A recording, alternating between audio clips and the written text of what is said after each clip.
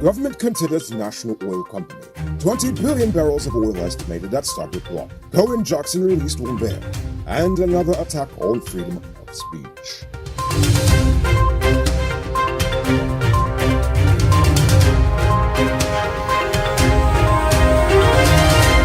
I am Rico Bulford, and this is Uncut News.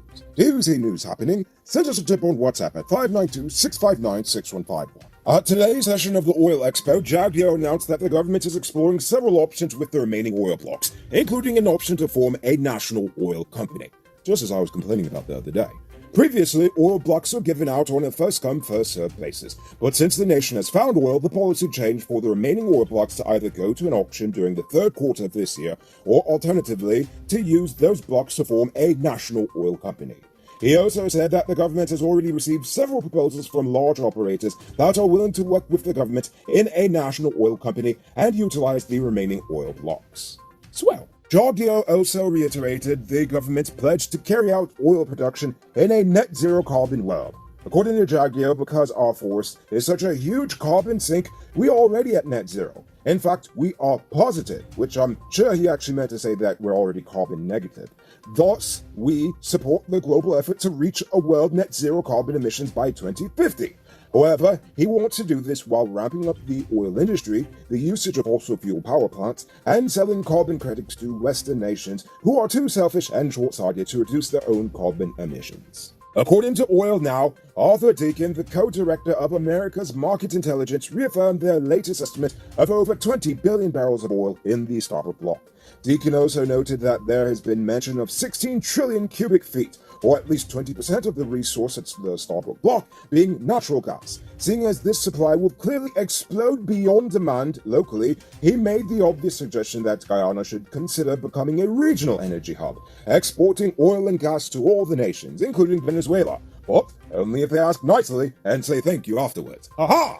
All of the oil discoveries offshore have renewed interest in onshore oil exploration, more specifically in the Takatu Basin. In years past, there were several failed drilling campaigns in the basin, but with more advanced technology and prices higher than ever, oil companies are starting to take note of this area yet again. In fact, the Takatu Basin is already divided into oil blocks and will possibly be up for the bidding during this year's auction. Now it's time to tell you about Best Buy's car of the day. Currently on sale is the 2014 RDQ3. It comes with Bluetooth, mug rims, new tires, TV, CD, stereo, fog lamps, electronic parking brake, park camera, and much, much more. Buy cash for $5.6 million.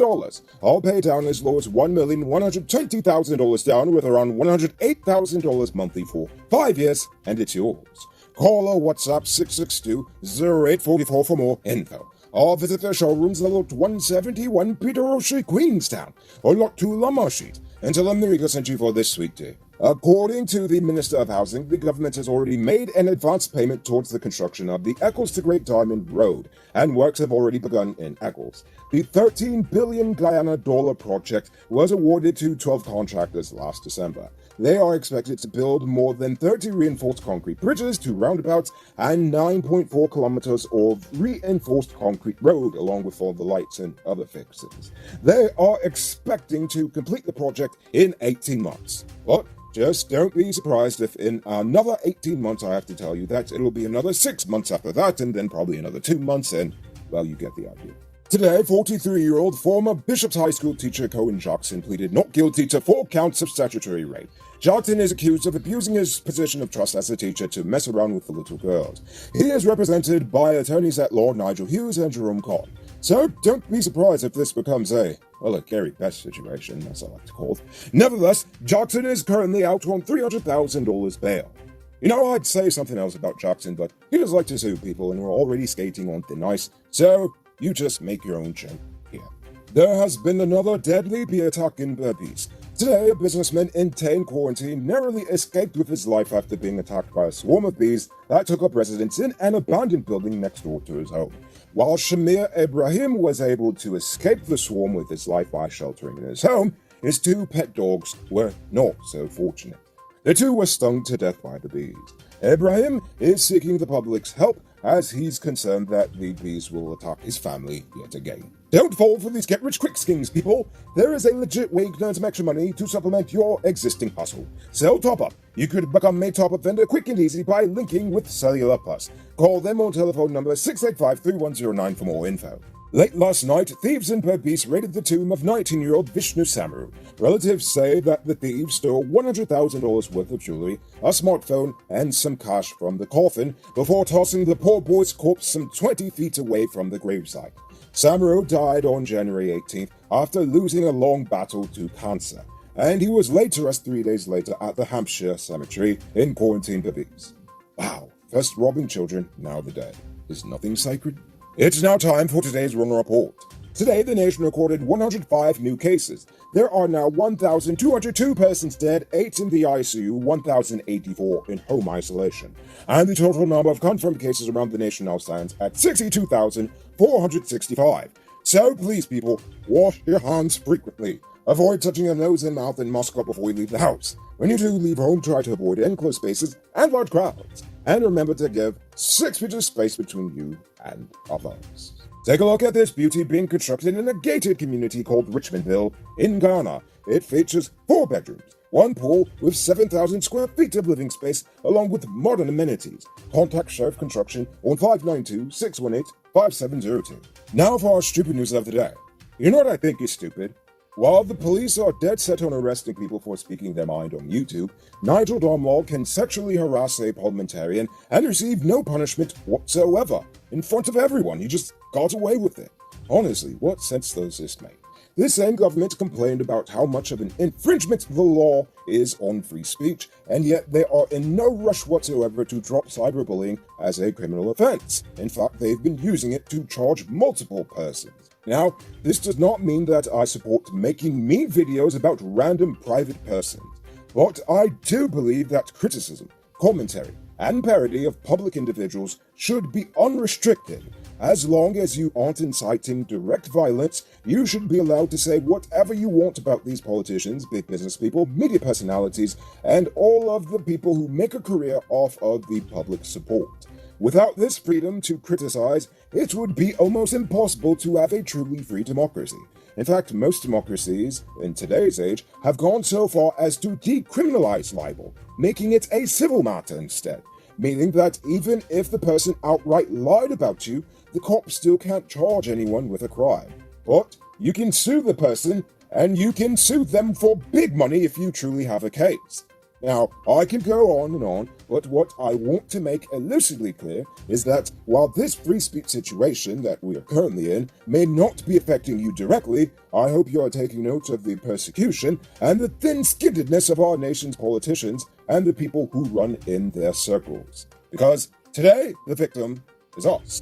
But if you don't speak up, tomorrow it might be you. Moving on to our Uncut News, viewers poll question of the day. Every day we pose a question about current events in Guyana, the region, the diaspora, and how you feel it relates to us. So, you give your responses, and we'll read the best ones in the following episode. Yesterday's question was, how can the government ensure that regular Guyanese can have a bigger part in the oil wealth coming to the nation? Our Seaview Farm offered a simple but sensible solution. They suggested that the government just surveys the whole nation when they do the survey, get everyone's input, and deliver on said promises, which, honestly, is obvious. It makes sense, so if anyone in government is listening, I hope they hear that. Lash wants more transparency. They want the government to actually publicly come out and tell Guyanese what their realistic plans for the nation are. Too many Guyanese still think and expect that they'll receive a check from oil proceeds and are becoming upset and despondent that hasn't materialized. With this transparency sufficiently communicated, the average Guyanese person now in the know will know what they can do to position themselves to take a bigger portion of the pie.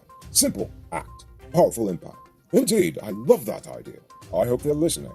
Eliza Simon suggests that they give us less taxes to make sure NIS is not having people, especially the citizens in circles, to build homes for the homeless and also build a hospital for them, to generate employment for all Guyanese, to promote education, and most of all, look into the long-term matters of Guyana, such as relocation to Georgetown, because I cannot wait for them to do this in the last minute, or to use the oil money to look after the drainage and so forth to make Guyanese life a comfortable one to abide in. Indeed, I agree. And finally, Joshua Jackman says the government can place a proper bus system in Ghana to make sure this great wealth benefiting Guyanese. I almost died going to school because of the driver that was driving the minibus that I was in. I hate our bus system so much, I don't even think anyone likes it. Please bring back Tata. Honestly, you have a point there. Like, raise your hand if you feel that you've been personally victimized by the driving of these minibus operators. I know I have. For tonight's question, I want to know, would you support the establishment of a national oil company? Why or why not? Think about that question, tell us in the comments below. If your response is good enough, we just might feature it in our next episode. Anyway, that's all the time we have for tonight, and check us out tomorrow for another episode. Until then, I'm Rico Bulford saying good night, folks. Hey, Uncut News viewers, thanks for watching. You can subscribe by clicking on this button over here, or click over there for more news. You can also drop a comment to let me know if you've made it to the end of the video. Goodbye for now.